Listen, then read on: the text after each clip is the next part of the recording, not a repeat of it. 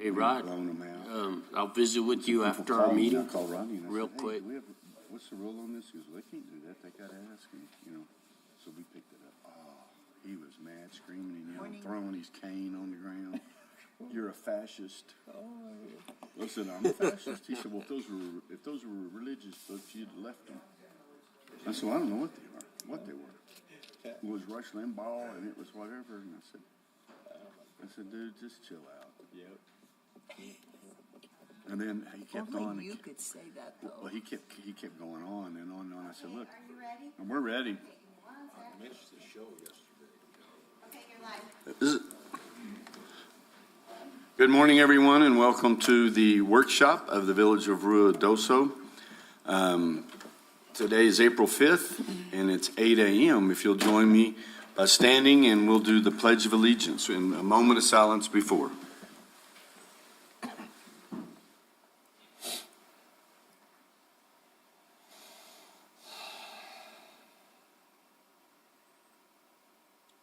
Pledge. I pledge allegiance to the flag of the United States of America and to the republic for which it stands, one nation, under God, indivisible, with liberty and justice for all. I salute the flag of the state of New Mexico, the Zia symbol of perfect friendship among united cultures. All right, good morning, everyone. Thank you for attending. I know some of you it's mandatory, but we appreciate your compliance. Ron, is Councilor Coughlin joining us? Mayor Crawford, members of the council, he is on, yes. Okay, wave. All right, Tim. I'm not saying you look like Death Wormed Over, but they could go for brothers. No, he's been at a spa. Anyway, we're glad to have you back, Tim. I'm glad to be back. Can you hear us okay? Yeah, hear you just great. Okay. Morning, we'll have a roll call, please. Mayor Crawford, Here. Councilor Salas, Here. Councilor Letterman, Here. Councilor Eby, Here. Councilor Hooker, Here. Councilor Coughlin, Here. Councilor Jackson. Here. Mayor, we have a quorum. All right. Thank you. And I think the new Coughlin mantra is going to be, we need better service on getting people from the house to the hospital to emergency, and I don't know how he's going to revamp that medical industry, but if anybody can do it, he can. So we have a few items this morning to discuss, and reminder that there's no decisions being made here, just informational. Well, I guess the decision is it consent or regular item. Item number 1 is discussion and ratification of application of law enforcement protection funds, LEPF, with the New Mexico Department of Finance and Administration Local Government Division for July 1, 2022 to June 30th, 2023 fiscal year in the amount of $66,000. Good morning, Chief. Good morning, Mr. Mayor, Council. Microphone. Well, it keeps Thought going. I just had it on. Okay, there we go. The LEPF, the Law Enforcement Protection Fund, is the fund that we apply for every single year. The money is allocated to us from the Department of Finance. It's used for specific things within the department. So we can buy specific equipment for officers, we can buy vehicles, but we can't use the money for leases, maintenance, or anything like that, office equipment. So it does have specific uses that we can spend the money for. This year was the first year that they actually gave us $1,000 extra for the SRO program, being that we have an SRO in the schools. So they are supporting those types of initiatives for the state. Okay. Okay, so I see 21,000 was to officer pay. Yes, so they give a base rate of $45,000. Then they give $1,000 per each officer, and then in Officer Beltran's position, we get an additional $1,000. Okay. All right. And this is the first year. Years prior, we received a base rate of $20,000 and then $600 per officer. And this year, they actually raised our budget through the state. Any questions? Where do you want it? Consent. Okay. All right, thank you, Chief. Item number 2, pardon me, discussion on Resolution 2022-07, a resolution recommending the current members of the Ruidoso Consolidated Dispatch Board amend the consolidated dispatch agreements to include a county-wide consolidation of dispatch centers to serve and represent all emergency services, and directs Ruidoso staff to locate the Department of Public Safety building within the east wing of the Horton complex. Yes, sir. So the amendment would be to include a countywide consolidation of dispatch. We are working on on the amendments with the prospective representatives from each entity.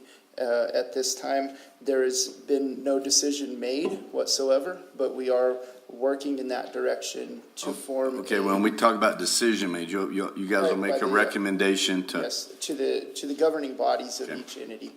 So Okay.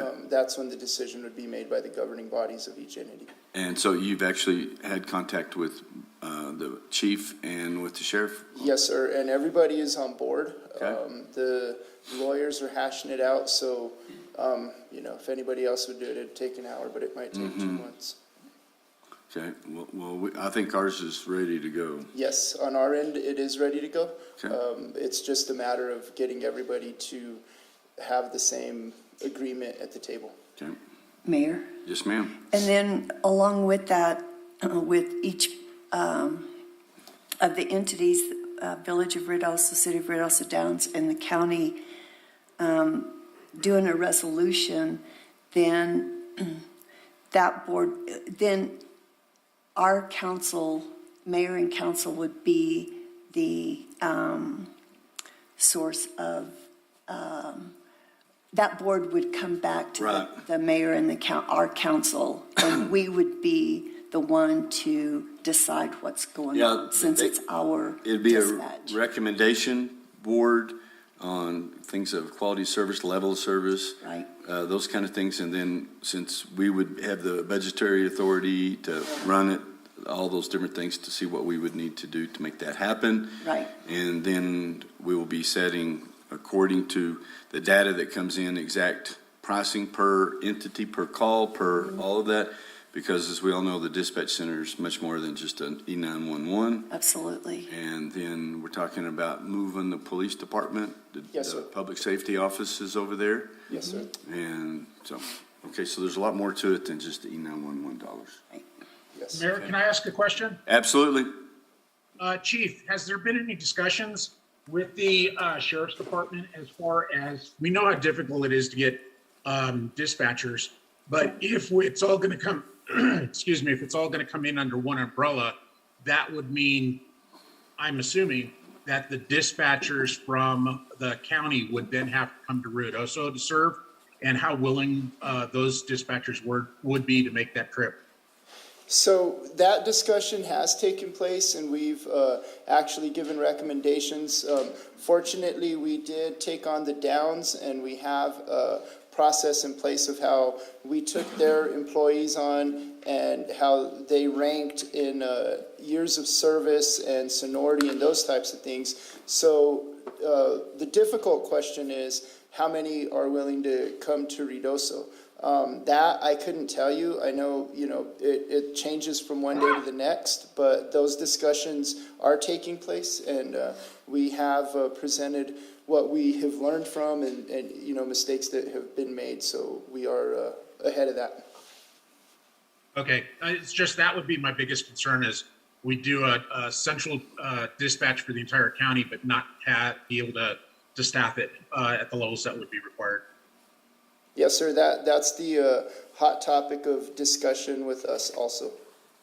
Great, thank you. Okay, anything else? I would suggest the regular do item, too. Mayor, so that we could, discuss more and get it out there. Okay, sounds good, I agree. Number 3 is discussion on creation of a chaplain program to support Ruidoso Police Department law enforcement personnel during critical incidents. Mr. Mayor, Council, this program would be a volunteer program. We were approached by the Ministerial Alliance of Lincoln County. They are willing participant. They're willing to come right along with us and provide us services during a difficult situations. So some of those difficult situations that, you know, never leave the mind of an officer are giving death notifications, and especially when you're giving death notifications of a kid, you know, whether it's a teenage kid or anything like that. Some of those things, you know, as hard as you could try, they never leave your mindset, and it would make it a little easier if we had professional resources, not only for the families to provide them resources, but for the officers as well, Exactly. to have somebody to talk to. The way that the program would be outlined is the persons, the chaplains in the program would do ride-alongs and get to know our officers a little better. So kind of like the community service policing initiative. You want to know the officers before you need them. So it would be the same way with the chaplain program. They would come out and do ride-alongs and, you know, get to know the officers. And if we ever need, are in crisis or, you know, family issues or anything like that, they'd be able to provide that service, you know, free of charge for us. Okay. I think regular. That way we can discuss that and let the community know what, you know, different, the Ministerial Alliance that is stepping up and seeing a need and partnering with the police department. Okay. And Mr. Mayor and Chief Chavez, they have a similar program with the hospital, so there may be some alliance there in terms of sharing, Okay. because they work in the same capacity for the same reasons you just outlined. Now, this program, is this just for local chaplains that would take part in this, or? you could say Anybody that's- could do it. I mean, even, you know, I know in the summertime our part-time residents go up, and as long as they were to fill out the application and go through the process, anybody would be welcomed for that. Okay, there would be some sort of screening, I would assume, that they have some sort of, let's just say, past experiences in dealing with trauma. There's some criterias that they would have to have. They would have to be certified through their churches, and then once they would have that, you know, that would be one of the main certificates they would have to have and be able to come on board. Okay, And then well, we I would do do know this one lady who was, she's retired right now, but that's what she was. She was a chaplain for the police department, so. Oh, okay. I'll try to get a hold of her and have her give you a call. if she's And we do interested. have that in there also for retired chaplains that would still be willing to come forward. And we'll, you know, do basically the same type of background that we did for the Citizens Academy. But I don't know, we have some questionable people that have gone through that, so we'll update it a little bit. Two at least. But we will put them through a background. Well, for the meeting, you might just want to have some of those criteria available that you could rattle off. Got it? That would be good. Okay. All right, so regular, okay, EB wants regular? Yeah. Okay, item number 4, discussion on ratification of adoption of resolution 2022-08, a resolution authorizing disposal of 260 feet of culvert pipe and bands to be used on the Ruidoso School District Safe Routes to School Trail project. And I don't know, was that? Mayor Crawford, members of the council, this request from the school district is we're trying to connect the trails together, and we had some available, it's 24-inch culvert pipe, and they were needing 260 feet of pipe to utilize for the project. And so this is just the process in moving forward with this resolution to send to DFA, since we're going to do a disposal of the culvert pipe. It's over $5,000, and then we have an agreement also with the school district that will that we have prepared by our attorney that just showing the transfer, intergovernmental transfer of the pipe to the school for the project. Okay, and it's already done. Yes. Those mics are hot.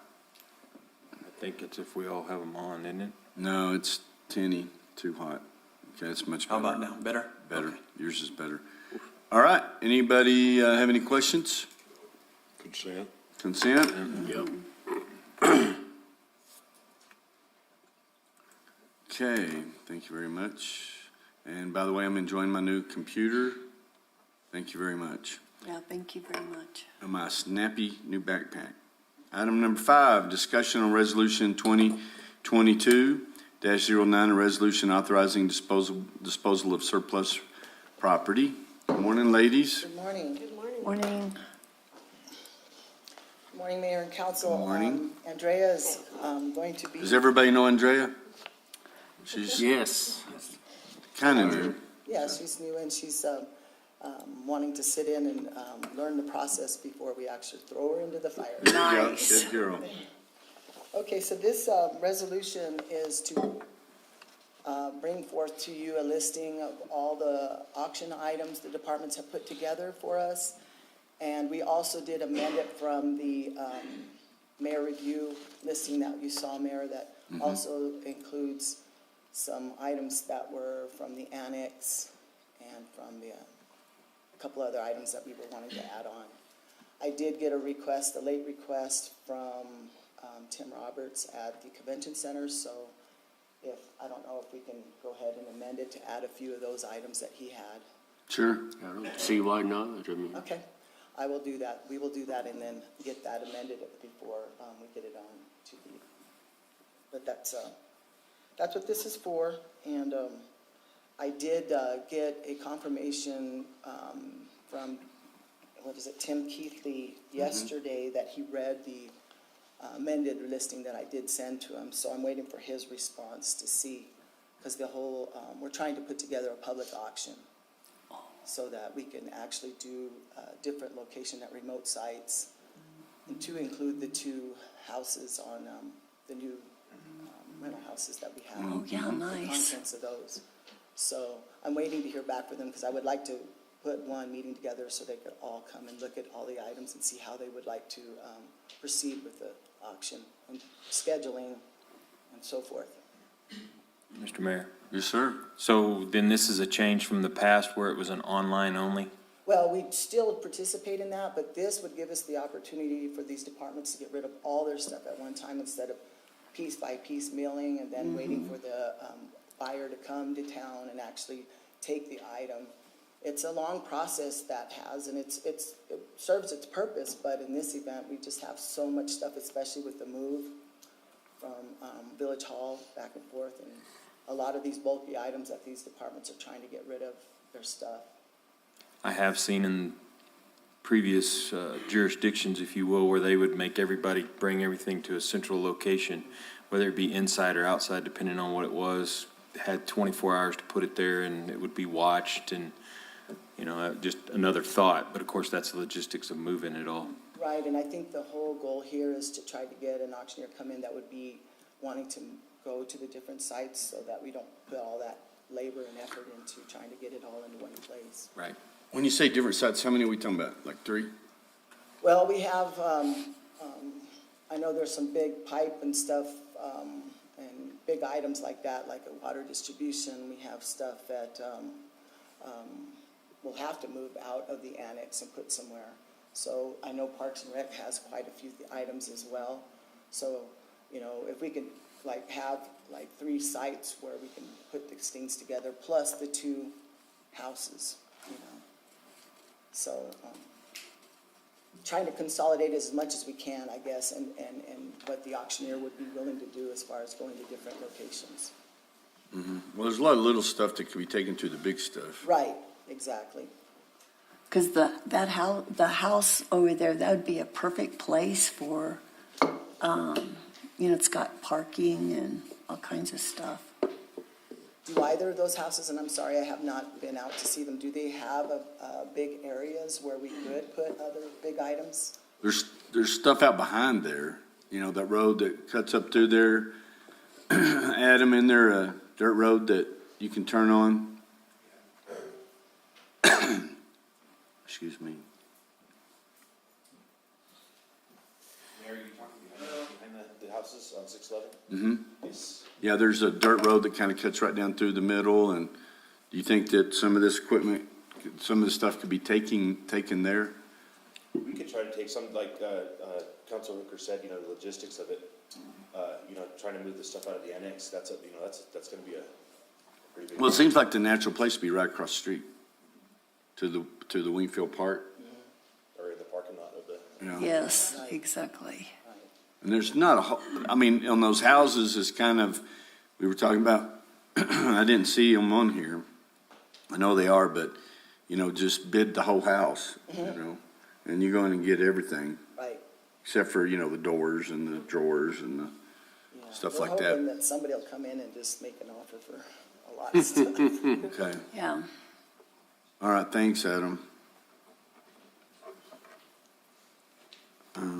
Okay, and so if you do not get an auctioneer, we're looking at a value of about 37,000, and normally they go between 10 and 15%. Right, but that value, just so I should have taken that off, because the assigned value for each item is basically our. Guesstimate. Just guessing, not knowing. So it's hard to say really what the total value of everything would be. So, because that also doesn't include the contents of the houses, which we know probably isn't a whole lot. But you never know, some people's treasure is other Trash people's is stuff. treasure, yep. So I got it. you just don't know, but that is typically what I'm getting from everyone is a percentage, which. I mean, you got some bargains on here. I don't know. The defibrillators, the new ones are really nice, but a battery costs more, Right? Okay, what do y'all want to do? I think it should be on regular. Okay, anybody else? Okay, regular?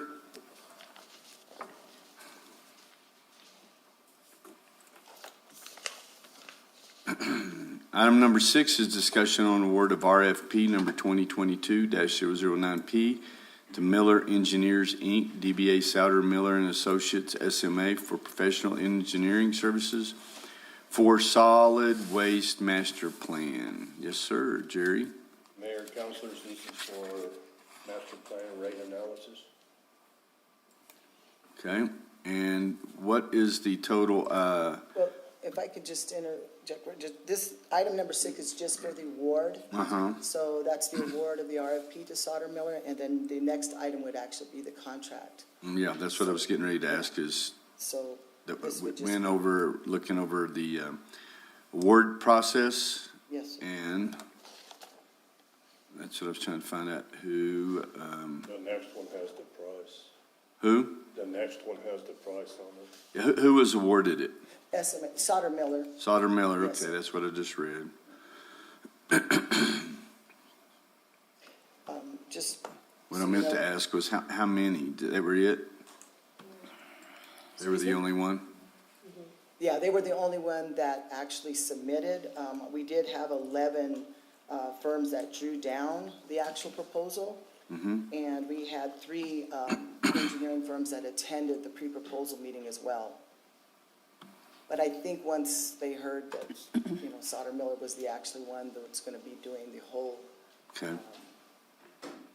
All right, so what do you want to do with this? Do you want to, because the following one is the actual wording of the contract. Should one go to consent and the other to regular for discussion of the amount, or should they be tied? I guess that's my question. I would recommend them keep them tied and have them both on regular. I mean, first one would be pretty quick because it's Right, it's basically awarding it, just the but then the award. discussion will come on number 7. Okay. All right, and we'll move on to number 7.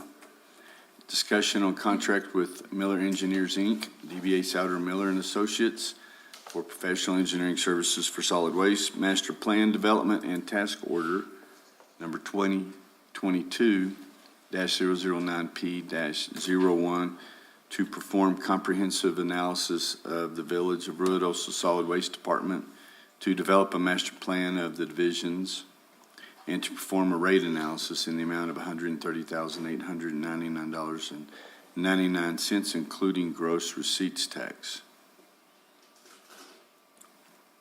Okay, any questions on this one?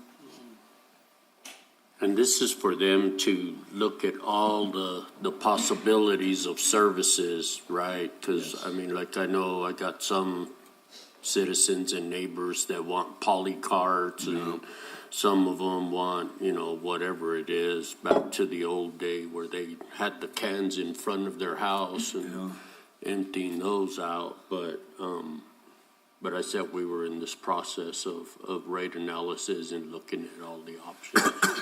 Right, the master plan will look at the whole department, Okay, and all the level of services that they provide. including the recycling, right? Yes, and then coming up with their recommendations. And the poly carts and why not and why. And He's been, yeah, that was a conversation, the automated systems, why it would work or why it wouldn't.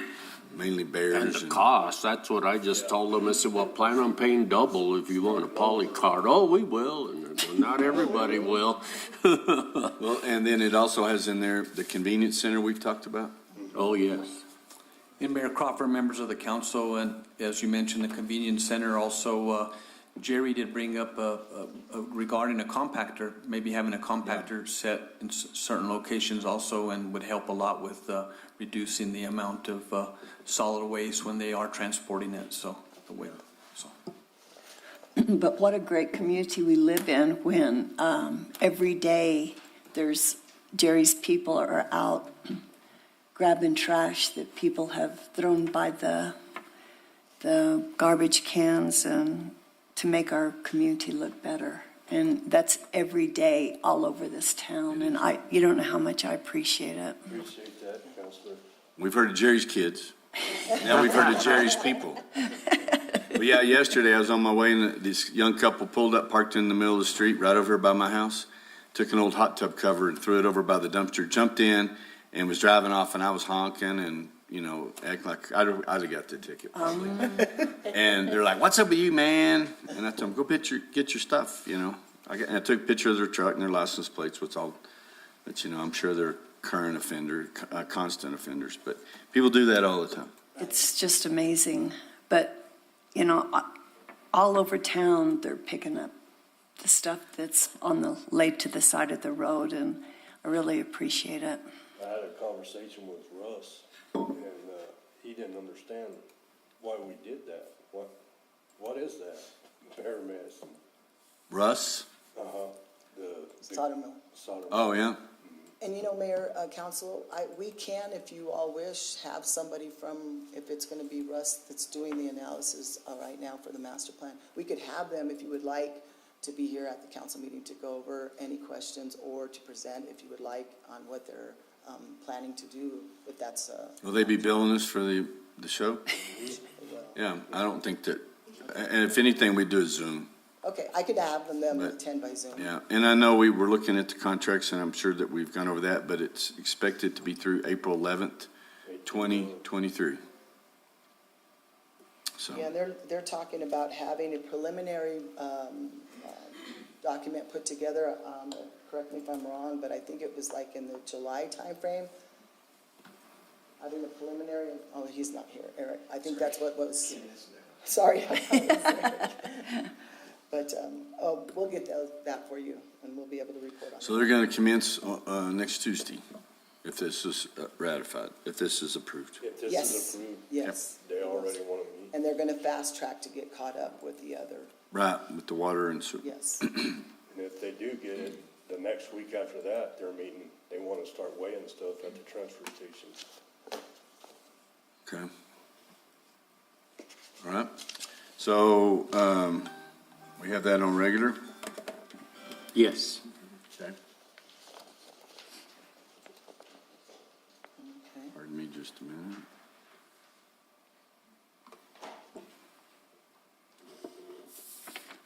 Mr. Mayor, did it say how long they would take for the study? Till 23. I was talking about that, yeah, the fast track that we're doing and preliminary documentation, my understanding is they were gonna have something put together by the July timeframe-ish, and then in December they'll have, yes. preliminary documents for us to review in the July timeframe is what the goal is. Okay. Okay, so that's on regular. Number 8, discussion on contract extension with the Agency for Professional Services, Tourism, Publicity, and PR Consultant. Good morning, ladies. Morning. Morning. Mayor, council, the next two items are similar in the discussion. They're the two contracts with the agency. Number 8 is for the tourism publicity, the PR consultant, and number 9 is for design. When we got together in February, we started looking at these contracts because they run with the fiscal year July through June. And we had just finished up strategic planning, and we had noticed that having the contracts run with a fiscal year didn't really coincide with our process of strategic planning and budgeting. So Elizabeth was also coming on, and we wanted to get a input from her about the scope of work that these two contracts cover. And so we had approached the agency to see if they would do a 6-month extension of the contract so that we would have time for everybody to come to the table and actually look at the scope of work and develop it into an RFP process. So they did agree to the 6-month extension, and that will give us time in order to develop a scope of work to then go out for request for proposals sometime in September. So currently, this contract would run as an extension from July to December, and the total cost of this contract would be $31,446.90. Okay. Does anybody have any questions? Why, I don't understand. Because the strategic planning starts in January, never mind, okay. Just to get everybody kind of on the same timeline. Yes. Okay. That way, they'll probably already be on contract by December, and so they can start prepping December to get ready for the meeting in January, at the end of January, Got it. and hopefully develop the agenda for the next year. Got it. Consent? That's what I would say, all of them. Okay. Item number 9 is discussion of contract extension with the Agency for Professional Services Design. Same song, different verse. Yes. Okay. That's where I was thinking 9 and 10 also Okay. on consent. I agree. Does anybody else have any? Fine by me. Okay, number 10 was discussion of contract with the agency to act as the Village Ruidoso Public Information Officer, PIO, in the amount not to exceed $38,830, including gross receipts tax. Okay. Mayor, council, this is the contract where they actually act as our PIO, putting out notices on the website, updating people of emergencies that are coming on. So this contract will total $38,000, and this would run on a fiscal year from July to June. Okay. And this is their last contract that they currently have with us. Okay. I'm okay with consent. Okay. Consent. Item number 11. Discussion on task order 2022-007P-02 with Saul Aguilar, DBA, JNS Pro Sound for promotion and production of annual entertainment program for the Party in the Pines event. Mayor and council, as you know, we had went out for an RFP for a promoter for production and entertainment services. And in that RFP, there was a scope of work that included 3 events. This is the actual second event called Party in the Pines, and Elizabeth's going to tell you what that all entails. So Party in the Pines is a support and collaboration event that we're doing with Ruidoso Midtown Association in collaboration with their Ruidoso in Wingfield Park. Takes place on Father's Day weekend, June 18th through 19th. We'll have a total of 8 bands through 2 days of entertainment.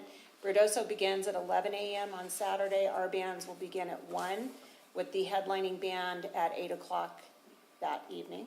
And then Sunday, we'll have entertainment from 1 to 5. Okay. Any Sounds questions? good. So we want to do regular item? Regular, yeah, that's a Yes. lot of money. Okay.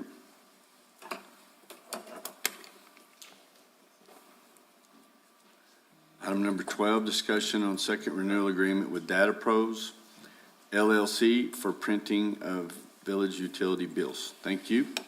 Mayor and council, this is just a second renewal on a contract for the printing of the village utility bills. This contract is extended for, it was a original 1 year with 7 renewals. There is a termination clause if we ever decide that they are not performing up to par. Any questions? I'd go consent. Consent. Yep. Okay.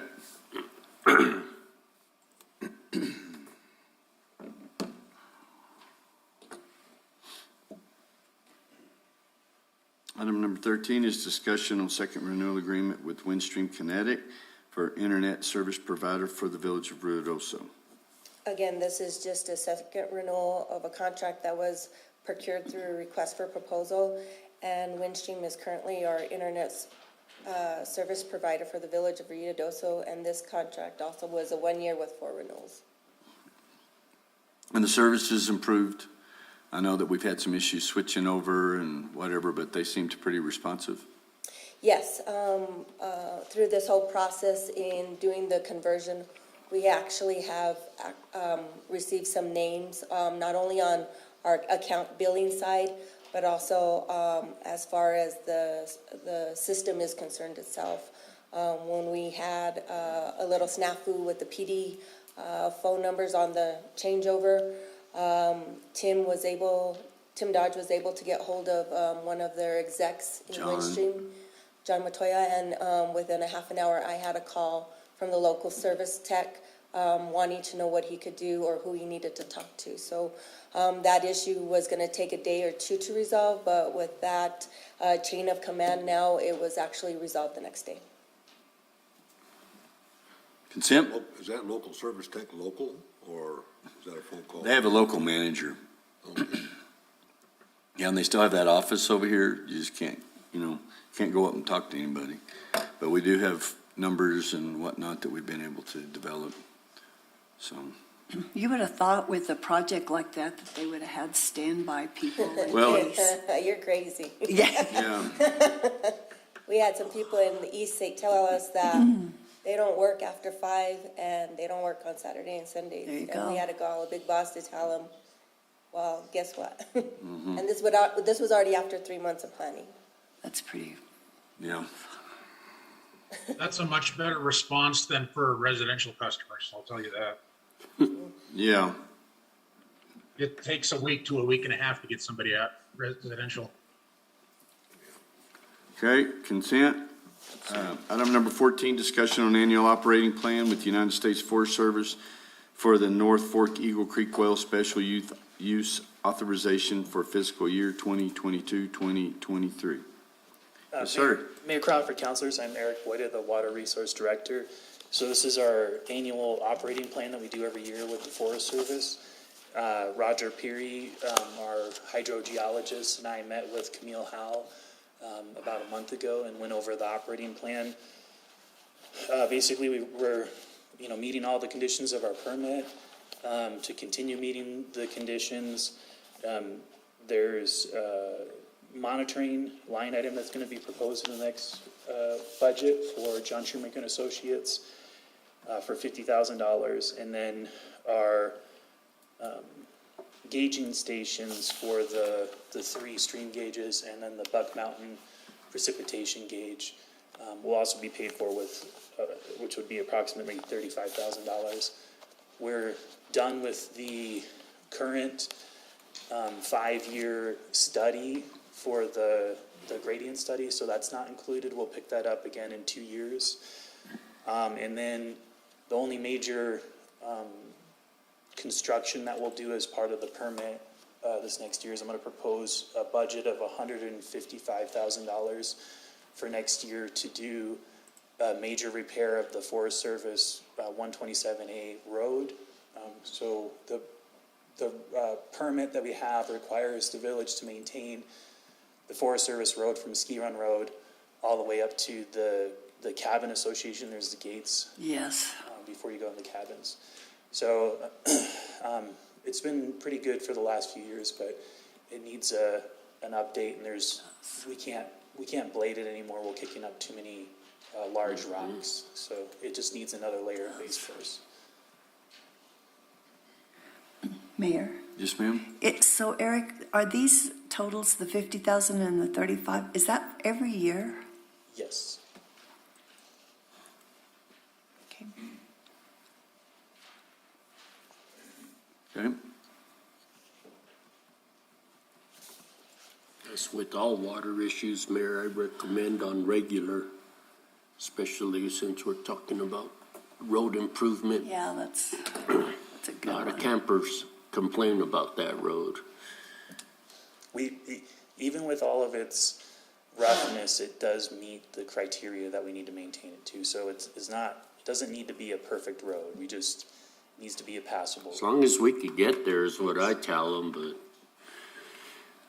you know how those campers are. We do well in our Jeep. Oh, yeah.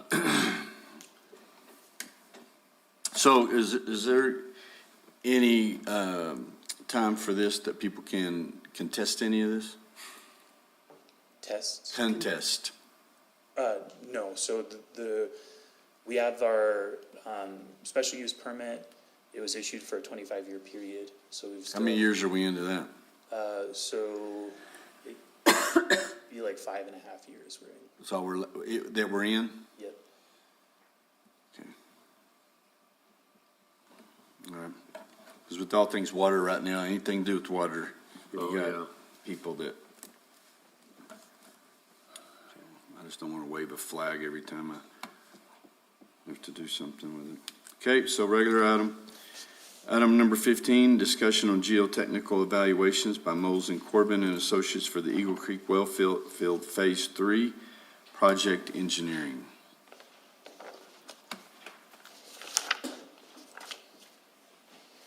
Morning. Morning, Ashley. Do you want to introduce yourself, Ashley? I'm Ashley Carbajal. I'm the Water Resource Specialist, and I'm the project lead for Okay. Eagle Creek Phase 3. So today, Mayor Crawford and councilors, this is not an item that we're proposing for the regular council meeting. It's just because of the proximity to the workshop meeting. Manager Dodge asked me to put this item on here to talk with you about. So if you guys remember back when we did the country club tank replacement, we had a lot of contention associated with the geotechnical evaluation, and there was some change orders revolving around some changes in quantities of rock, and then there was also the large pocket of clay that had to be removed.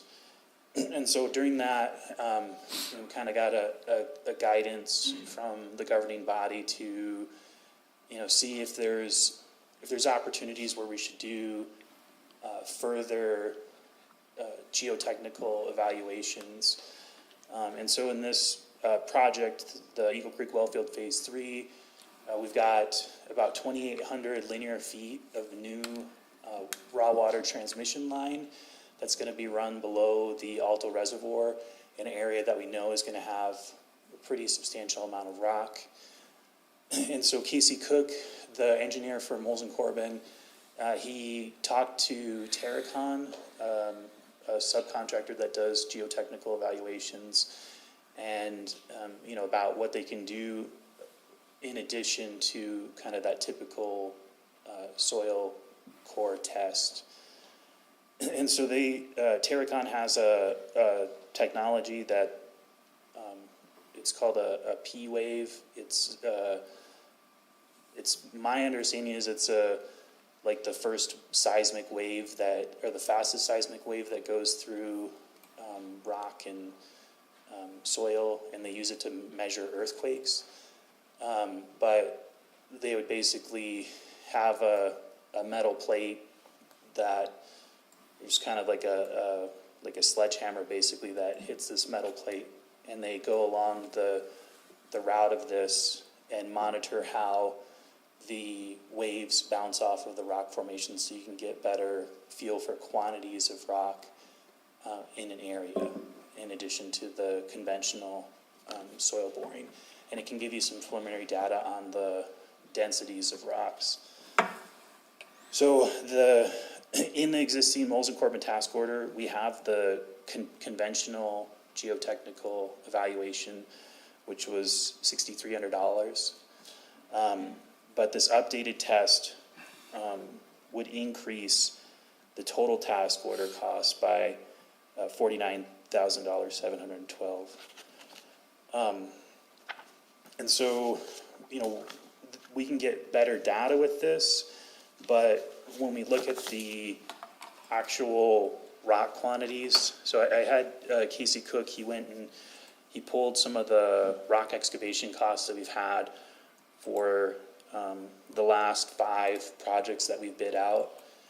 And based on the linear feet and the installation of the 6-inch water line, if we assume that there is no rock in this stretch, it would be about $300,000 cost to run the water line and excavate it.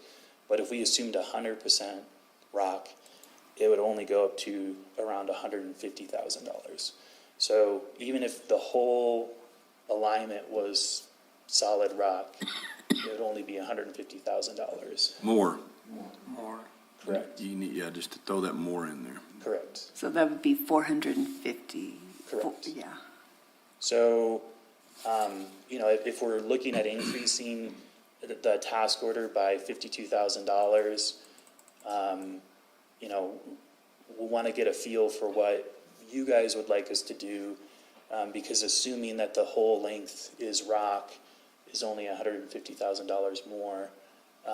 When we do a bid, we'll have a actual line item, so we only will pay out for what the rock is there. But us knowing if rock is there or not for this particular project isn't going to change the cost of the project. We're still going to have to excavate it. We're just going to know it's there.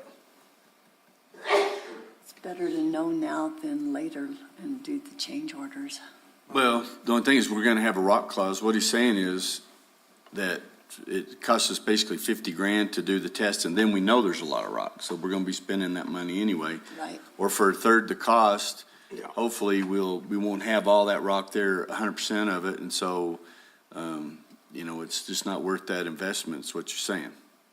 I mean, we want to take your guidance. I mean, to me, I'd rather just spend that $50,000 in rock excavation.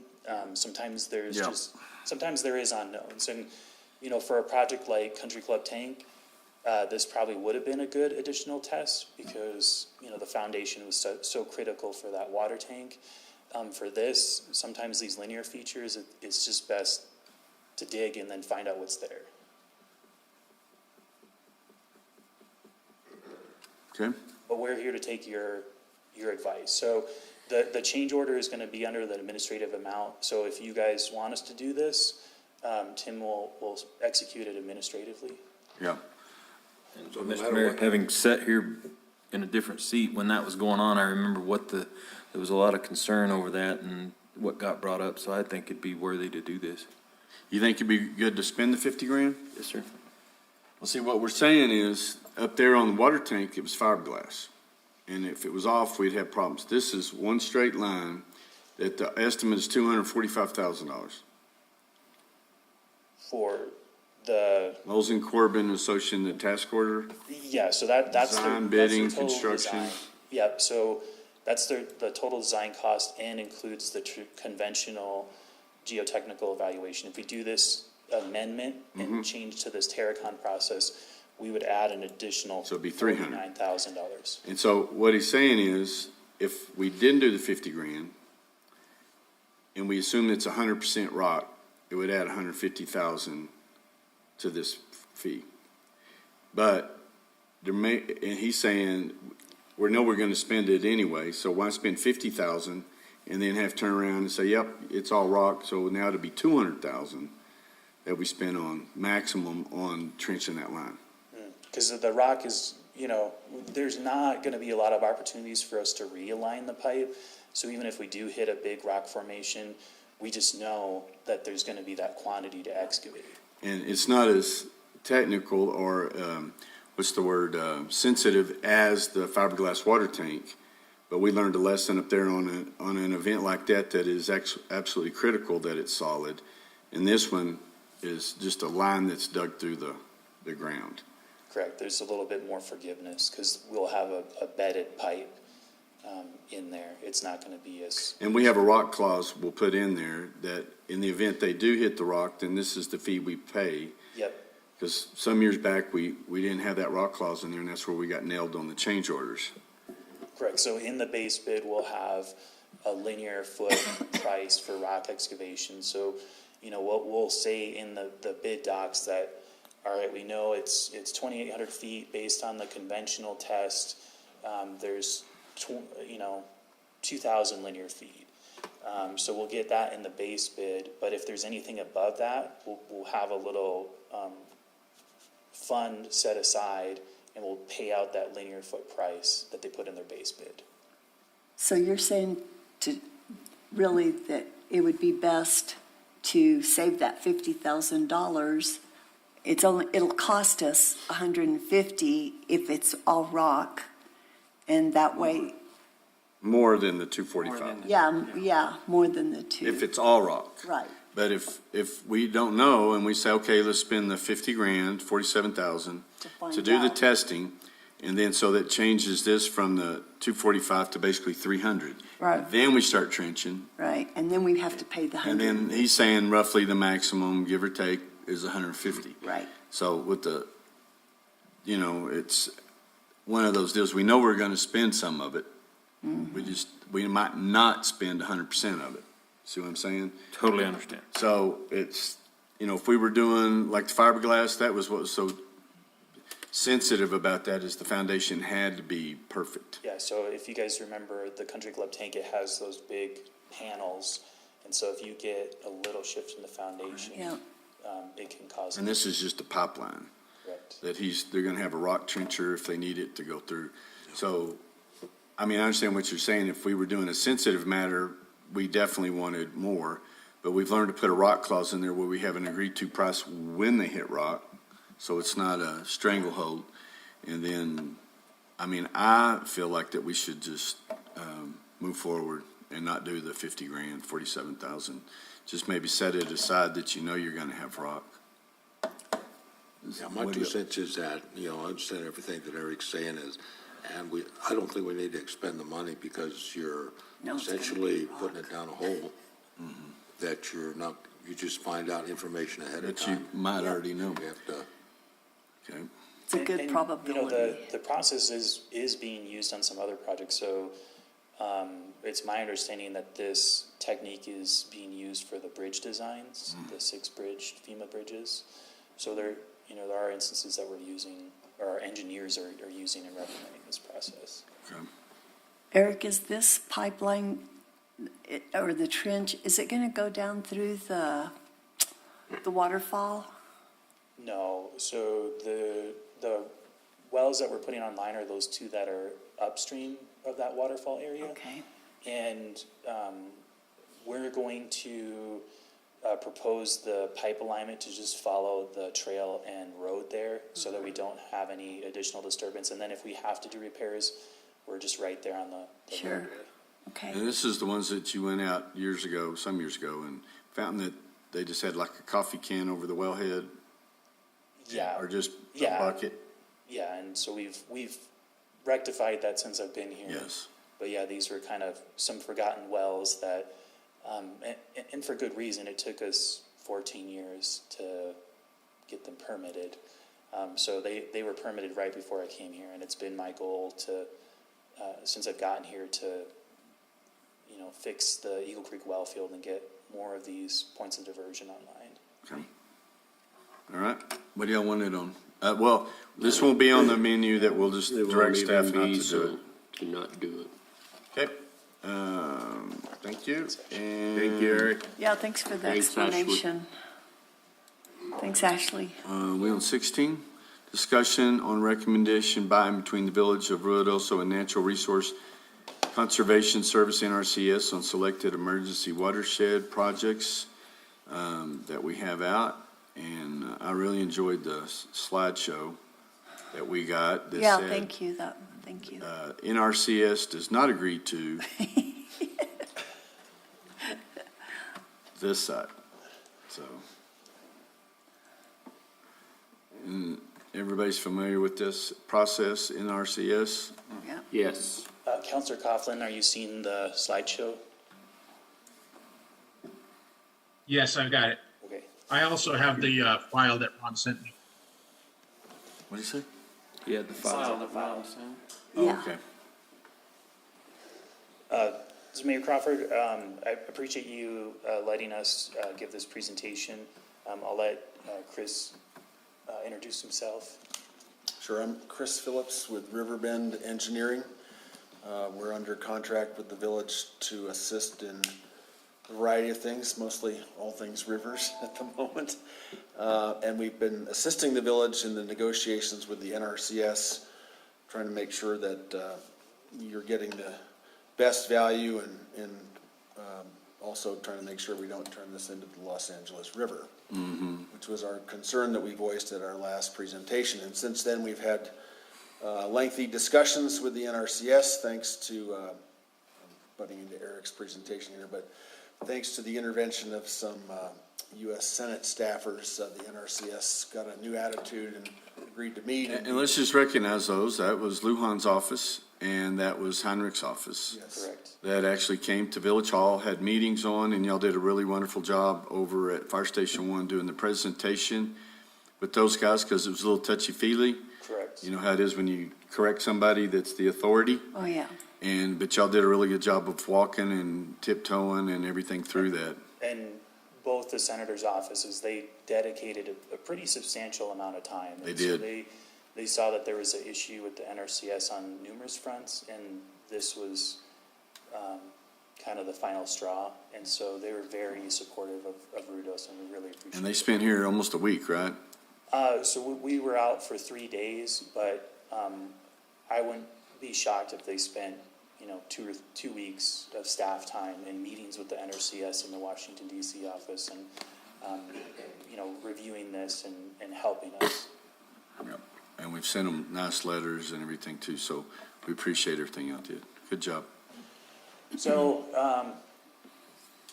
we, based on the last council meeting, that we, Chris and I presented for an hour and a half, hopefully this one won't go as long.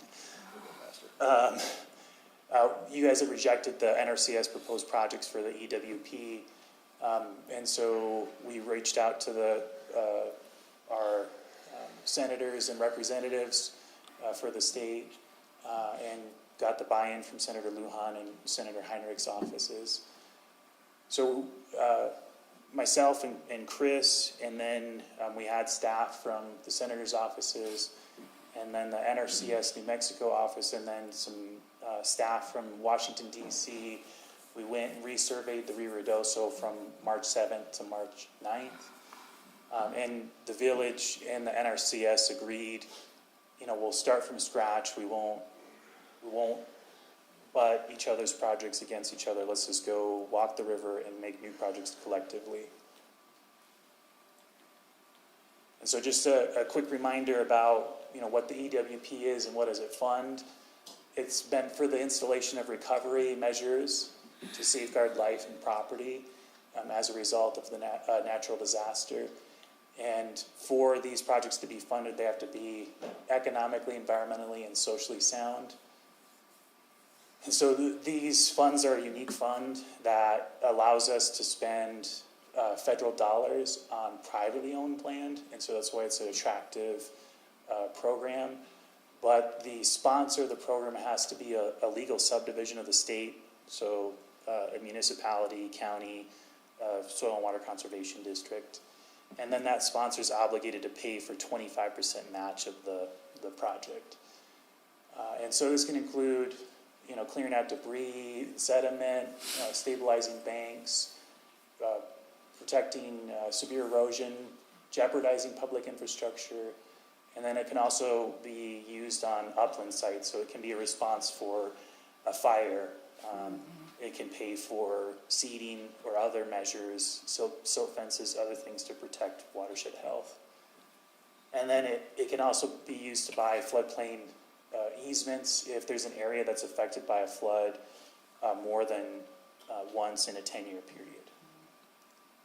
Does that also eligible for, because I didn't see it on there, it might be under something there that I'm just not recognizing, but just say repair of existing or failing infrastructure that was put in before, like say with the walls that are being undercut and such? So, yeah, we'll get to that for the previous ones, but the program explicitly can't be used to make repairs to other mitigation that's been paid by other federal entities. Okay, so existing mitigation efforts that were in the past, you can't touch those with these funds? From other federal agencies. Oh, from other federal agencies? Yeah, so if there was some improvement that came from Private FEMA landowner. or the Fish and Wildlife Service, it wouldn't be able to support the repairs of those.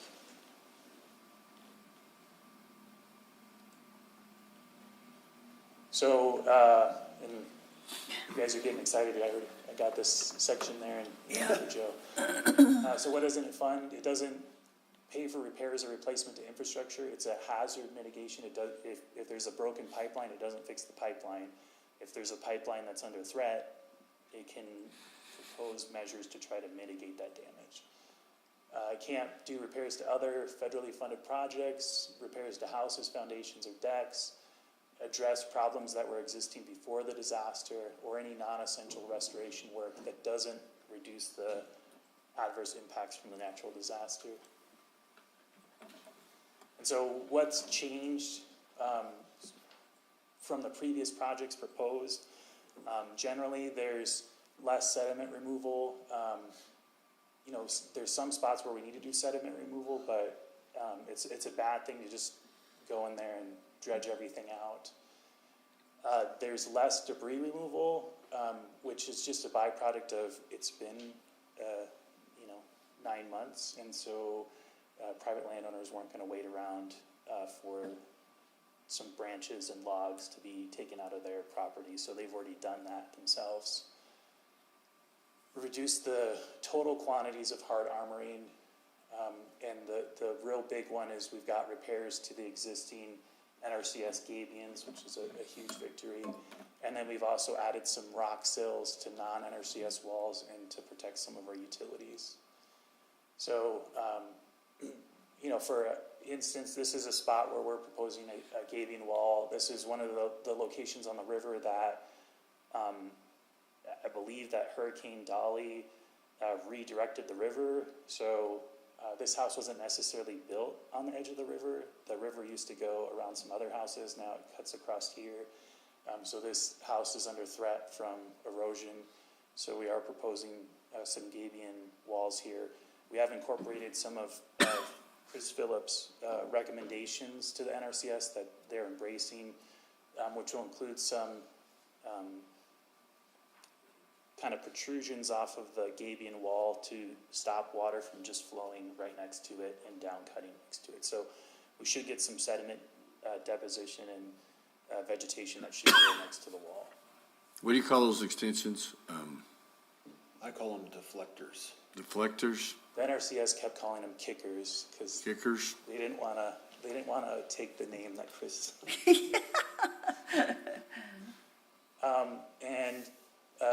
Surprisingly, the Nrcs was receptive to Chris's proposed designs for the repairs to the existing gabion walls, where we put these large rock weirs at 50-foot intervals along the existing gabion walls that will stop them from down cutting. And I should just point out, I don't mean to interrupt, Eric, but in the first round of discussions with the Nrcs, they said absolutely not. That down cutting next to the wall is a maintenance problem. It's the village's problem. So this was probably the biggest thing where they saw the light and agreed to come back and fix things. I mean, it's not necessarily a big improvement for the river as a whole, but it's fixing what was, in our opinion, a deficiency of their design in the first place, and it's $400,000 worth of work out of. But it was originally federal money that put it in, Yes, that's right. and this is federal money that's fixing it. Yes. And so this We is like an this EWP. Major victory for the village. So here's a site that will be a good example of these rock sills. We'll have these rock sills that will be at the elevation of this mattress all the way across the river, and then that backside will naturally fill in with silt and other materials as the river flows. And so here's another one next to a house. That's a great example of how these rock sills will benefit. And as you may recall, if you go back one, Eric, when these walls were built in the aftermath of Hurricane Dolly, the bed of the river channel is at the elevation where that gentleman is standing. So the down cutting we see in the river channel has all occurred subsequently. And again, in our first round of negotiation, the Nrcs said to us, well, that might have occurred, in the last 12 years. How do you know that it occurred as a result of this one flood event? We can only pay for things that occurred as a result of this one flood event. And we argued and said, well, it looks like it occurred at this flood event, and so their acknowledgement of that is another significant benefit for the village.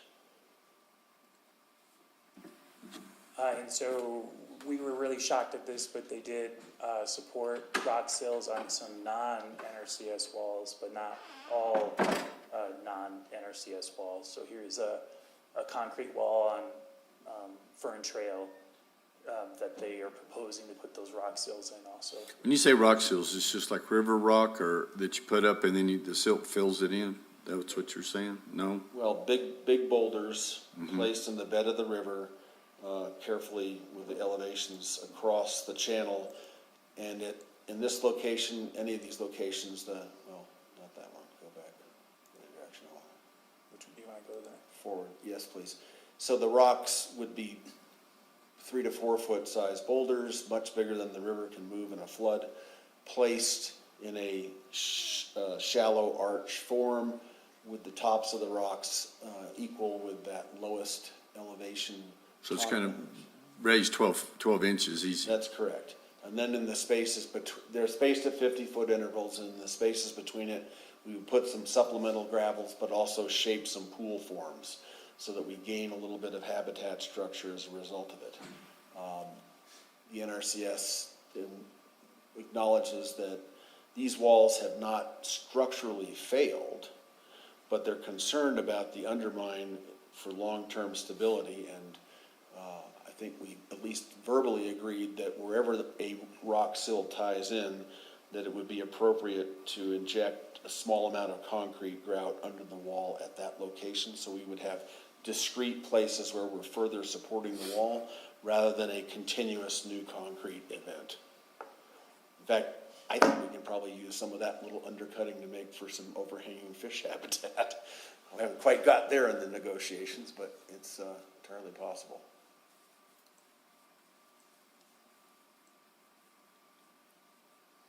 So what has the NRCS not agreed to? So I want to preface this and say that I very much feel that the NRCS is still inappropriately using this program and are not complying with their rules and regulations associated with this. And I get the feeling that the senator's offices agree, but it's important for us to do the stuff that we do agree, because it's already been 9 months. Let's get some projects on the ground that we do agree on. So they didn't agree with any in-stream structures for grade control that wasn't associated with the walls. And so they didn't agree with the premise of the river down cutting like we witnessed here. You can see that the bank sloughing down. We had proposed a grade control structure here. And there's numerous instances all up and down the river that are very similar to these. These aren't the only ones that they rejected. They didn't agree to protect some structural footings, so we've got this large concrete wall. Obviously, this person didn't build this hanging in the air. We wanted to put a grade control structure here to restore the bed and protect this wall. They did not agree to this instance. They didn't agree to protecting our public utilities, so we, this was my only spot on the river that I lost my cool with them, because they didn't agree that our water line was important to protect. So this is the Malone water line here. You can see where the old riverbank was, this little mud on the concrete there. And so we lost, about a foot on top of this, and then, you've got a 2-foot drop off there. And so we had proposed to put some grade control there to make sure that this line doesn't get damaged. And they didn't agree to that. They said that we couldn't show that this was damaged from this flood event, even though we have photos of the area. They didn't agree to any of Chris's independently proposed rock deflectors. They agreed to them on the new Gabion walls that they're proposing, but we proposed them in some other locations. Like here is Fern Trail. So this is a road right here by these rocks. The river is cutting around and cutting into the embankment there. Chris just wanted to put these deflectors just to get it off that edge and allow the area to heal itself.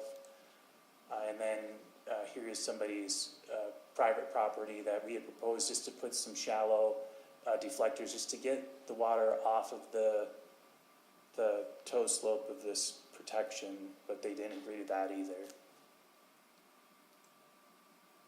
And then this was the big one.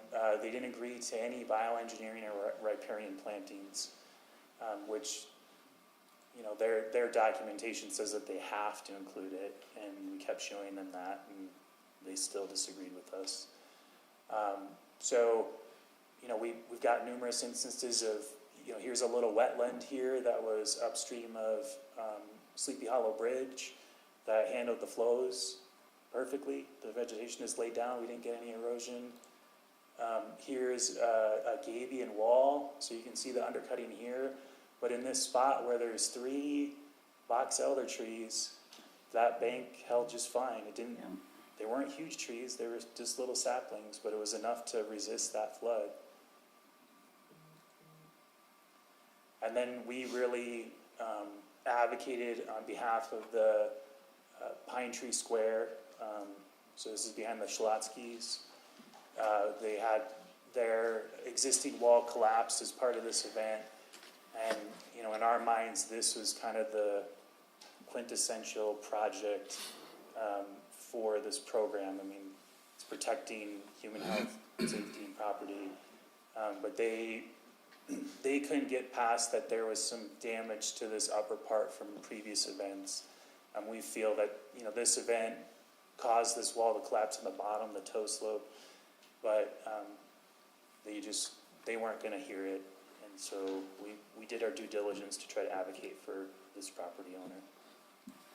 So now what's the property owner need to do with all the debris that's in the river? So he's already removed this material because there was a compliance issue with the Army Corps, and we've sent him a letter saying that he needs to fix this.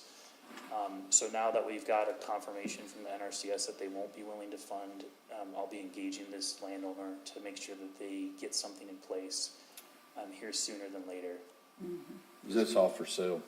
Yep, and we definitely don't want to be a headline town for a building falling in the river. Yeah, no. So these projects that we propose, they don't resolve everything, but we should move forward with these projects just to get something to happen. The projects that were selected and are recommended, I feel that they fit within the vision of the comprehensive plan. whereas the past ones did not. The 51 sites recommended a total of approximately 1.5 million. Of that, we've got a 25% sponsor match, which would be $374,000. And so, because some of the projects primarily benefit individual landowners, we still have to be compliant with the anti-donation clause of the New Mexico Constitution. And so we, as the sponsor, can't expend our funds on private lands without a direct community benefit.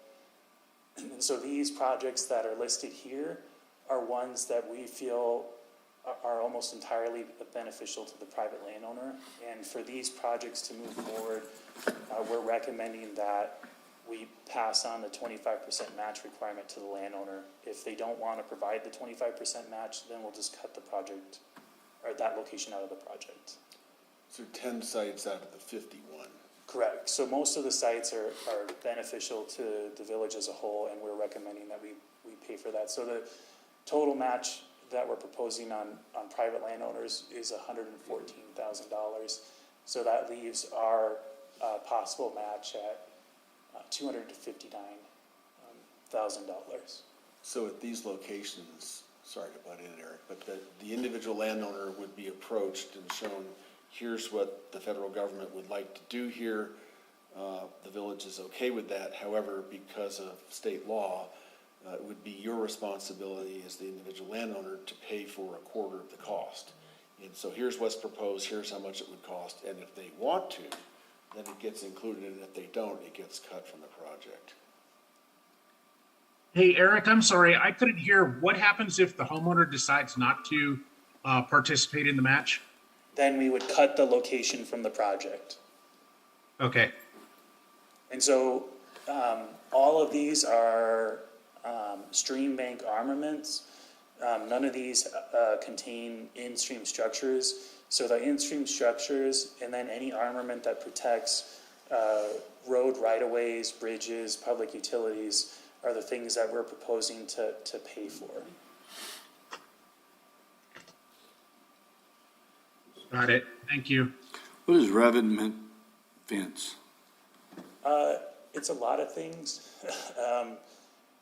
We've been trying to get them to better explain it, but basically it's the way that they were explaining it is it's kind of like a strap down wire mesh that holds an embankment. And so the only spot that they proposed that was in one location to stop some erosion in the upper canyon. It was actually next to one of the concrete walls that I showed that they wouldn't allow us to put a grade control structure. There was some erosion on the side. So who does the engineering, the cost structuring for each one of these? So since we fundamentally agree on the projects, we're going to have the Nrcs do the engineering, and then the village, and we'll contract with Chris to do third-party reviews so that we make sure that the designs actually meet our vision with the comprehensive plan. So the village and the NCRS pay for it, So pay for the engineering, the design, and they come up with a figure, and then the homeowner pays 25% if they want to do it. correct. Yes, the last part's correct, Mayor, but the NRCS does the actual engineering work for the majority of the project. And perhaps this, I think, is a side benefit, because this program is originally intended for sort of a rapid response to a natural disaster. Once the contract is finalized between the village and the NRCS, they have 220 days to do all the engineering, all the compliance, permitting, and construct the project. So it's going to go fast. So they construct it. So You said you had you were going to review third Just party. as a third-party review to make sure that the drawings are meeting what our expectations are. But we will be the entity that's procuring the services, so there'll be, the EWP is set up to try to encourage small bid lots so that local contractors have the capacity to do the work. but we would be the ones who would actually be doing the procurement for it and contracting with the. And then we're paying you to do the third-party review. Correct, but that So can that's- constitute part of our match. Okay.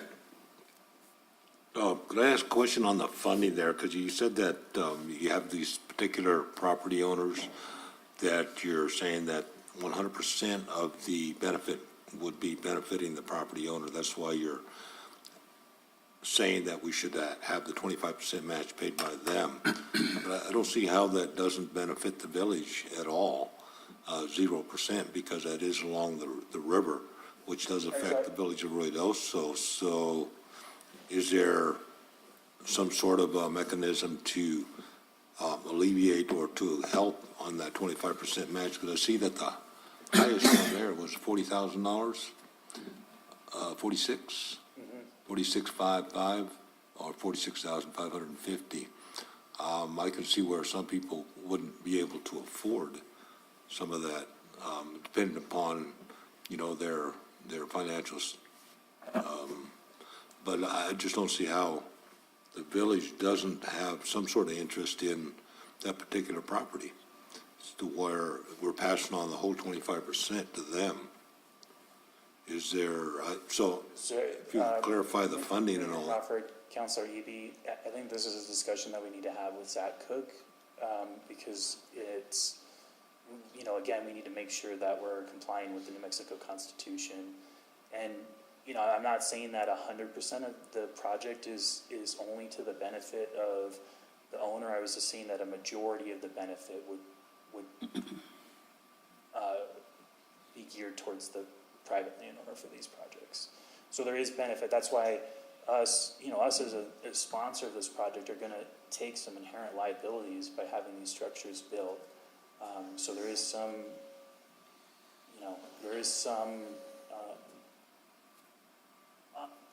something on the village as part of this process. But I think we really need the legal opinion before we make a decision. Because this approach is what I talked with Zach Cook and Manager Dodge before presenting this to you guys. So, All right, sure. We'd like to have I'd like to have that discussion. It's like, I noticed one of those houses, the deck was right out, they had built their deck very close to the river. correct. And so, we did not build their deck out into close to the river. So I can see where if we did something, that would be maybe the anti-donation clause. And so we'll have to talk with Zach at the, I'll talk to Zach in between this, and then we can talk at the regular council meeting about that. I already warned him. I said we'll probably get into discussions about anti-donation as part of this, so be prepared for it.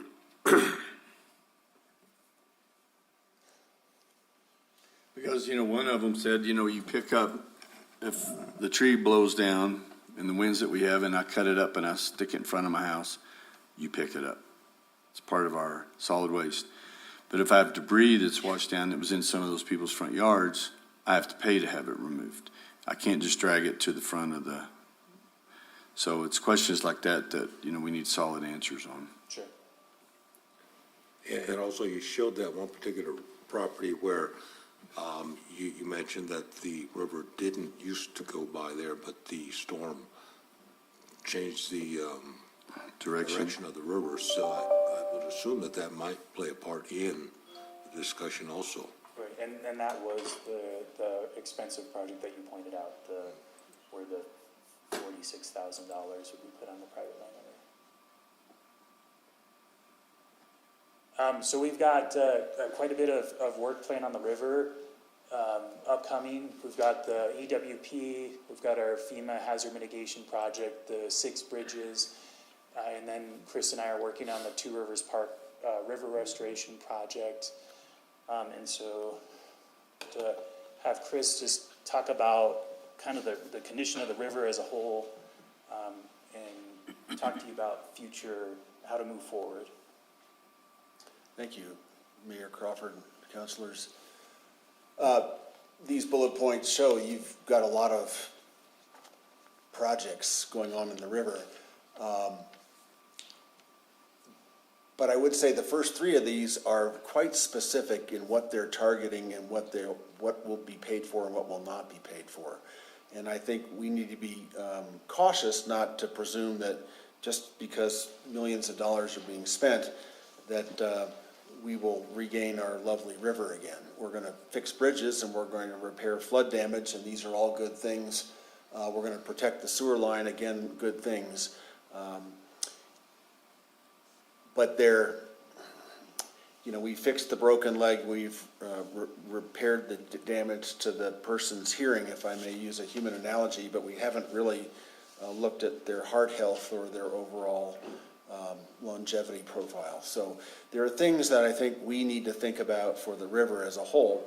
And fortunately, they're some of the least expensive things, but perhaps most important for the overall health of the river. And that's a little bit of what Eric asked me to talk about today. Is it Just click.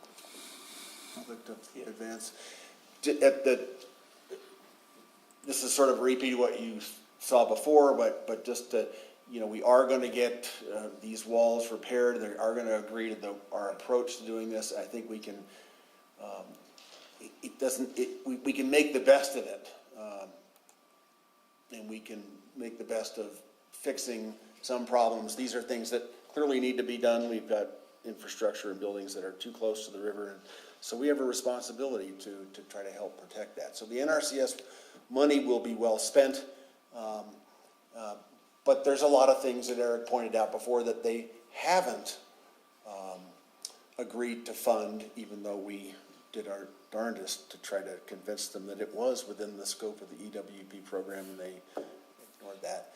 So in green there, I think I just want to point out that while we don't have my company doesn't have a specific task order, Eric and I have spent many hours trying to envision what are the things that we still need to do. How do we get the river back to its full health, even if we fixed the broken leg and fixed all these other structural issues? We still want to see a bigger vision for the river. And, some of this may come down to helping to educate some of the landowners, and we will have to interact with a lot of landowners when we're saying we'd like to build this improvement on your land, and not just march in and say we have a prescriptive easement. We want to get their buy-in and their consent. And people see different things when they look at a river. Most people see pretty sparkling water flashing along, and they say, "Why isn't that wonderful? And I want to build a house here. I want to return to Ruidoso." It's part of what you're offering for economic development and tourism and investment in your community. So in its most simplistic, a river is water flowing across the land.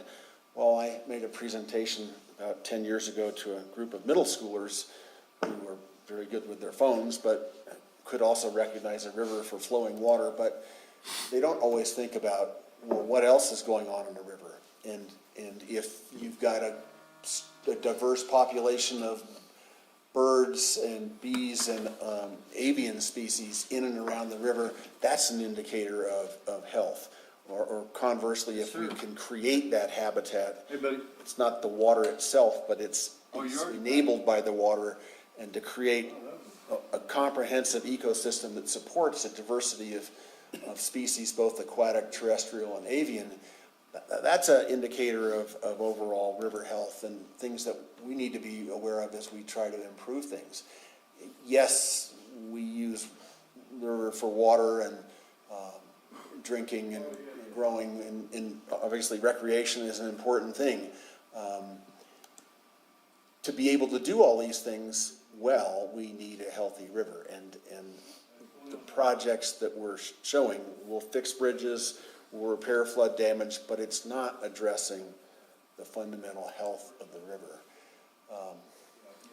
This is one of the things I'm most excited about, is fixing the bed of the river, because the bed of the river is where bugs live and grow. And I've made 10 or 15 trips from one end of your river to the other, and I barely ever see a fish, which is a very sad statement. But Is that because they've all been fished out, or because there's nothing for fish to eat, or there's no place for a fish to live? There's a combination of factors. So if we can slowly start to rebuild the habitat, the structure, the depth, the overhang, the places where a fish would like to stay if they're available. Concurrently, we need to rebuild the food supply chain, and that has everything to do with the gravel and the beds of the river, to allow these macroinvertebrate populations to expand. Streamside vegetation, again, very important, and in many cases, we see a dearth of that. So Eric and I are discussing, well, how can we start to even restore some of the vegetation, even if it's a stepwise process, because these are the things that take the longest. So many of you understand all these things already. I'm just trying to create these visuals in your mind about, well, what does a healthy river look like? And these are the things we're going to have to convey to the landowners. If you let us plant some willows in front of your house, we're not going to block your view entirely. We're going to plant some patches and leave you a nice view. But the benefits of having that there, because now I've got bugs and birds, and that helps feed the bugs in the river. Once they start getting an understanding of why, then maybe we can engender some stewardship. And that's really the ultimate goal of a healthy river, is to get all the landowners to buy in on it. Okay. And we have lots of little techniques. Eric's shown you some of the rock structures, woody structures. There's a lot of things we can do. These are done over by Silver City on another project we did where Game and Fish wanted habitat. Lots of things we can do in smaller rivers in the southern part of the state to gain little pockets of habitat. And this little one here holds fish all the time because they hide up under that log. No bird can see them. It's a great little place. It's just a simple little log across the river anchored in there.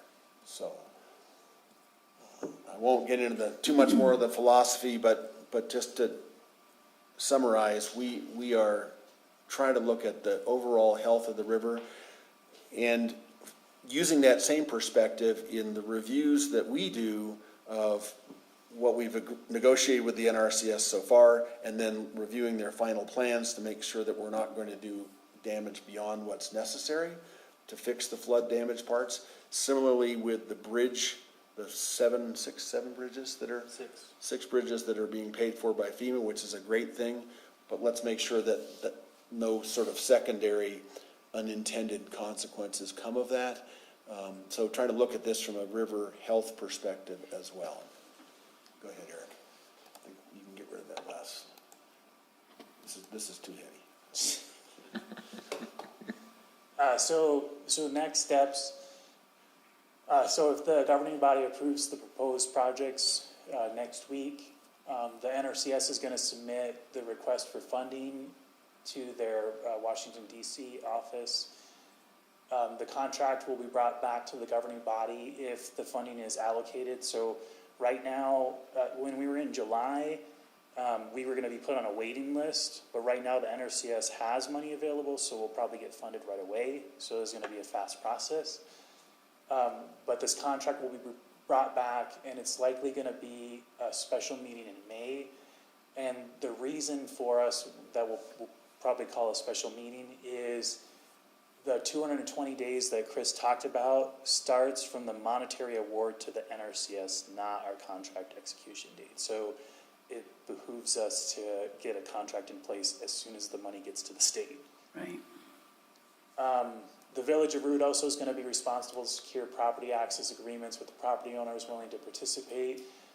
It's not going to be as extensive as we saw with like the FEMA hazard mitigation project. We're not going to pay people for easements. These are improvements that are being done on their property and are going to really benefit them. So it's just going to be, can we have access to your property? This is where we can drive through your yard to do these projects. And then the Nrcs will provide the design for the projects, and then the village and Riverbend Engineering will provide a review of the designs. So then, in addition to this, the village should develop a list of additional projects to improve and protect the river and pursue as many other funding opportunities as we can. So I've created just a short list of some potential funding sources that we can do to potentially get the projects that we got rejected by with the NRCS, but then also look for the opportunities that Chris is talking about. Let's do some stuff that also doesn't necessarily just benefit infrastructure, but let's look at the river as a whole and try to improve health and, build up the river as a potential, fishing area and aesthetic area that can help drive tourism industry. And just to interject, the second bullet point up there, the River Stewardship Fund, the village did receive funding this last funding cycle. That contract got finalized about a month ago. Mm-hmm. And we've got preliminary plans completed. And we're prepared to move forward with permitting. That project should be constructed in the upper sections of Two Rivers Park this fall. So things are happening. There's another project for the lower section of Two Rivers Park, which is in design development and may need to be, are you thinking about the DAP program for that? No, that's gonna be for like the Malone water line and stuff. Okay. So we're gonna propose the break is what we're gonna do I for see. the, if you remember the hazard mitigation location 25 where we didn't wanna take out the trees at the park. That and the section where the upper pedestrian bridge crosses the river, and we've got those old railroad tie retaining walls that are falling down, and the river's down cut. We've got a plan now and preliminary design to fix all those sections through there, and we think we've got a pretty good chance of getting funded through the BRIC funding mechanism there. So there's other stuff that we're actively working on, and we've concentrated, or Eric has, on Two Rivers Park, where we've got the most public access, the best opportunities in the future for fish stocking and getting the public to be engaged and enjoy what Ruidoso has to offer. So really trying to focus on that. And then, even though our meetings with the NRCS was kind of adversarial for the EWP, they did express a strong interest in wanting to start working with Ruidoso to implement their other funding programs that they feel comfortable with doing, some of these stream restoration projects. But this EWP was an opportunity for us to be able to help with it. A lot of the other programs are going to be, the match is going to for sure 100% be on the private landowner, and it will be through a complete process that the village is not involved in. But they do have some authority to give landowners in Ruidoso bonus points in their scoring system and potentially give them a advantage in getting some of those funds allocated for them. Is that the 319 fund, or is it totally different? No, so they're likely going to propose stuff under the EQIP, Yeah. the environmental Quality Incentive Program. So it can be used for a multitude of things, but for here in Ruidoso, since it's not agricultural productive land, the property would have to constitute a non-commercial wood or non-commercial forests area, which some of our properties can in town constitute that, and then they can provide opportunities for fish habitat improvement and even provide opportunities for thinning and other restoration work. So that's all that Chris and I have. We wanted to present to you this week because I imagine you guys have a lot to ponder about until next week.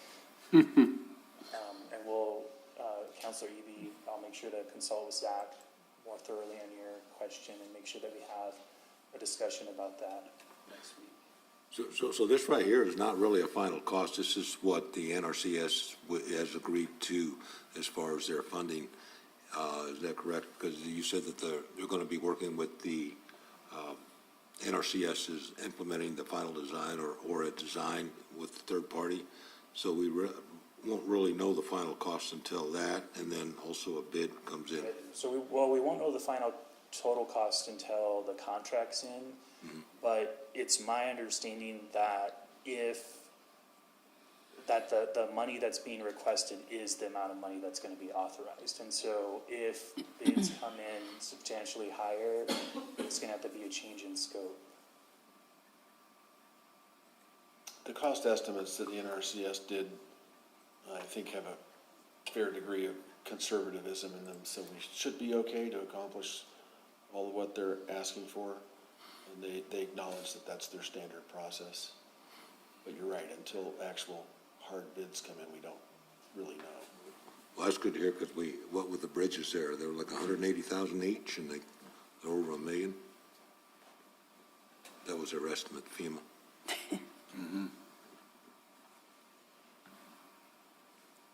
Okay. I was just trying to get on that 319 fund. It's got a lot of things in there that you can apply for, but I wonder how So, that is to get. Mayor Crawford, councilors, so, Ashley and I have been working, diligently with NMED and then also the Forest Service. So, it's actually that the Forest Service is gonna, take on a lot of the responsibilities in writing portions of the watershed-based plan with support from NMED in the village. So we're making a lot of headway with our watershed-based plan. And once the EPA approves that, then we should be eligible for that 319. And there's a ton of projects that we could do with 319. Yeah, it's very vast. I mean, So we're really excited about that. We're working on it. It's been a long process, but I think this is the most excited that I've been about the watershed-based plan actually making progress now that the Forest Service is going to support us and help us with it. okay. All right, thank you. Any questions? Thanks for your presentations. Thank you for your time. Okay. All right, Ron, what are we going to have on public input? Mayor Crawford, members of the council, Eric, is that on the regular meeting, this one here, this item? We won't present, but it needs to be discussed. Okay, we'll have it on there as regular item. Yeah, regular item. And then you've got some resolutions. So Mayor Crawford, members of the council, for the regular meeting, we have, on the consent, we have approval of governing body minutes. We have a request to schedule a public hearing. This is chapter 54, flood hazard regulations. We have another request to schedule a public hearing on chapter 54, land use zoning division. A third request to schedule a public hearing. This is building and building regulations. And then we have a fourth request to schedule a public hearing. This is on the annexation. For the Alto. Yes, but I believe this is going to be removed, so. Yeah, it's going to be removed. Okay. Okay. Does everybody know why? No. Nope. We can talk about it. Okay. Rodney, you want to tell them why?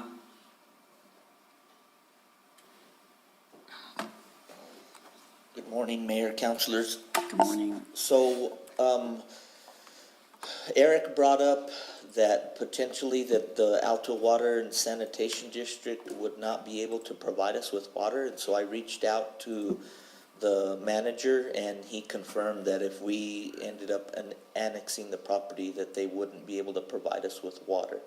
And so at this time, and we don't have a budget for drilling a well, from speaking with Eric, the connection or the village providing water would be a pretty substantial investment. So maybe in the future things will change, but I think at this time we should just pull that item is my recommendation. Good catch, Eric. Yeah. No, it's good that you were thinking. So, but that's why we were removing it, because we put ourselves in a big bind. Okay. All right. But that's the plan, would to drill a well and get all that, or no? There's nothing right now, no. So. Okey-doke.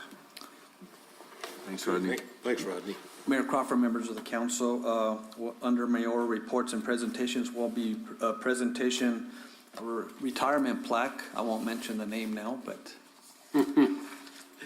we'll have a presentation of employee and department of the quarter, Yes, Cody, maybe. introduction of new employees and promotions, and a presentation on the Mariachi Festival.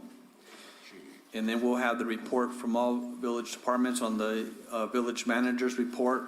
We'll have a public hearing. This is on the appeal of the water rights director's decision denying request to drill well H269. This is the location is Carrizo Canyon Road. And then we have, first on a regular item, we all have a resolution, adoption of resolution. This is on property located at 502 Del Norte. This is on the, doing the property on, Yes. what's the word, Lawrence? The lien. The Clean and lean, but I can't yes, remember what the. abatement. Abatement and the, okay. And then we have another property, this is on 105 Mockingbird Lane. And then we have a third resolution, this is on Paradise Canyon. This is public nuisance is what it is. Yes. And then we have another resolution. This is to participate in the New Mexico Department of Transportation Project Fund Program. And then we have two of those. We have two different projects that we're going to be applying for. One is for doing some additional streets, Cutler repaving program, and then also the high T. We're going to send that in for the intersection of the US 70, New Mexico 48. And Mayor, that's what I have on here. And Mayor, I'd like to add that the newly elected officials in this last term bring $30 to buy the purchase tickets for an afternoon of hope on May 30th. Since you guys got raises, you could buy our tickets. I second.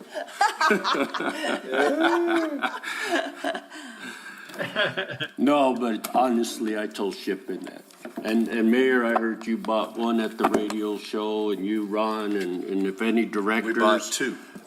Two, okay. So that's even better. Buy two tickets. They're $15 each. Are you selling them or? Well, I'm or selling we them can go for to- shipping. We can go to Chamber of Commerce. Yes, too. you go to Chamber of Commerce and get them too. Okay, good. Is it April 30th or May? It's on It's April April 30th. 30th. Yeah, because you had mentioned. The Battle of the Chefs, and then tonight is the Rotary dinner. Enchiladas. Oh, that's right. Enchiladas. Tonight's enchiladas, so. So are we gonna have a No, dis- next Tuesday. No, it's tonight. Is It is it? tonight. It is It's tonight. fifth, okay. Yep, tonight. So I'll buy 2 tickets from you, raffle. So Ron, are we gonna have any discussion since we didn't Next qualify Tuesday. for our 9% tax on our workforce housing development over there? And, you know, we had some other proposals. Because we want to move on this pretty quick to be able to get that money in, so. Yes. What about having a quick presentation with those smaller homes that we were looking at? So maybe you can talk to Tim. Tim's back, by the way. That was a phone call I took. About being able to do a slideshow with some of those really nice hobbit homes or whatever you want to call them, but they're really nice. They'd fit back in those trees real well. But that's something that we can move on pretty quick. And we're trying to qualify for some DFA money. Right. We've got to get something in. I hate to rush it, but to compete with Carlsbad and Farmington and somebody else. So Mayor Crawford, members of the council, just under mayoral reports, have a presentation on the, on those tiny homes? Yep. Okay. That would be good, yeah. Were And you there? Did you see them? I didn't see them, no, but. You saw them? Okay. And whoever's given the report, maybe explain why or how it happened, that, what is this 9% you speak of? You know, if that gets brought out in there, just so they know. Yeah, because we got beat out. At first, they told us there were 10 developments in line, and they felt like they were going to fund all of them, and then at the last minute, they funded 3, which is normally what they do. And it's on a grading system, you know, location to work, grocery stores, schools, transportation, and the others were closer to work or whatever, and ours was, I didn't think that far. We have buses and everything going through there, No, but. I thought that was good. So we got beat out on that one, and so we looked at a 4%, so make sure they talk about the 4%. It just wasn't gonna be, cost effective, it would still be basically at market rate. And, which we do need some market rate stuff, but initially we need workforce. So the developer came up with other ideas, and they're not tiny homes, they're 500 square feet to, less than 1,000. 1 bedroom, 2 bedroom, but well-built. It's regular size appliances, refrigeration, whatever. And they can bring them in, set them, and they really were very attractive. It'd be kind of like the Canyon Creek, all those were all Canyon brought Creek. in. Condos there before you get to, the reservation, all those were brought in, and they're just stacked on top of each other. No. These are like independent little houses, Okay. Like 400. 400 to 1,000 square feet. And they're just a little house that has its own bedroom, its own kitchen, its own living room area, or own bedrooms. New appliances, but really designed very well. Yeah, They were really, Well, these are all independent, they're just stacked in. yeah, but these aren't apartments. These are individual houses that could be set up. And I've talked to Adam, he's not here, but there's a sewer line that runs right down through the middle, so they could be tied in pretty quickly. So that's what we're trying to do, is get something on the board so we can have a run at this DFA money. So Mayor, these are kind of like pre-built structures that are. placed- Exactly. Yeah, they're pre-mans, but they're built to the new standards, or the standards. And in actually some cases, they're better than site builts, but they have, regular size appliances and, dishwasher and all that stuff. Their own foundation. Foundation. They're not, you don't hook up a trailer hitch to it or anything like that. Mayor Crawford, Okay. members of the council, so I guess we'll try to get Colin and the developers Yeah. on at the meeting. Yeah, so we can get moving on that because we're behind it already.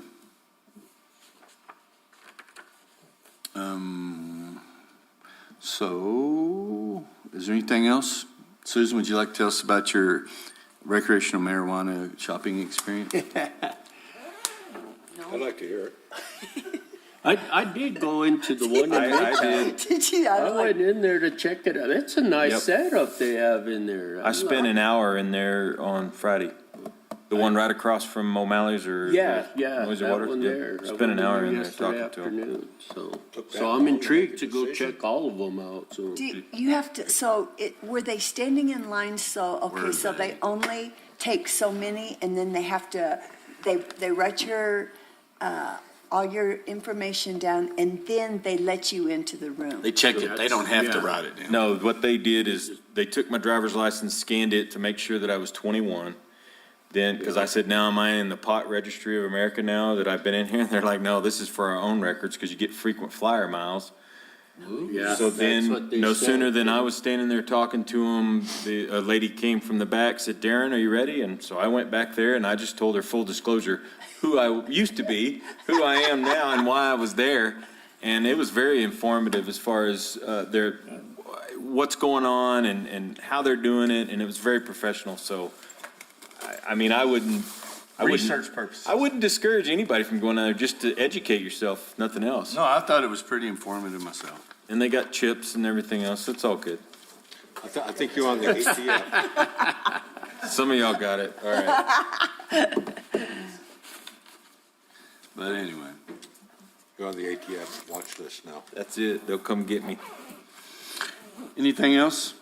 I'm going to Santa Fe Wednesday, Yeah, Thursday, Oh, you're going Friday to for the Molly, right? Molly. Are you going to the new board institute? I mean, yeah, Newly the new elected elected officials. That's a good one. Well, while you're up there, why don't you do a comparison of our Yes, shop share? I'll go to one of their shops too. A price What are- comparison. Yeah, and special session started today, so they think Oh, it, that's right. and so I don't know if it'll be 1 day, 2 day, 3 day. Some of them are hoping 1 day, but all y'all taxpayers are supposed to get $500, but if you're a family, you get $1,000. So what is it, what incorporates what? a family? More than one. Yeah, For what? that's what I thought, Huh? For what? for gas. Tax rebate, they got so much money, they don't know what to do. And so our question was, what about people that don't pay taxes? I'm We gonna get put money that back. down on an electric car. But they're gonna get money back too, everybody basically. They keep saying taxpayers, but we all know different. So, that's it that I know of. So no more, anything to talk about on the agenda. This meeting's adjourned. Thank you, Mayor. Thank you, guys. Get healthy, Tim. So what they're doing is they're following California as far as that. Well, now then you saw the The feds are talking about legalizing it. Samantha, The whole country. get a hold of Tadino. Hey, did you see where that Maxine water was up? No, I try not to watch her or anything about it. So I forgot to give you this 2 Oh, weeks yeah, ago. Nate. This Told her to Mary, go home. she works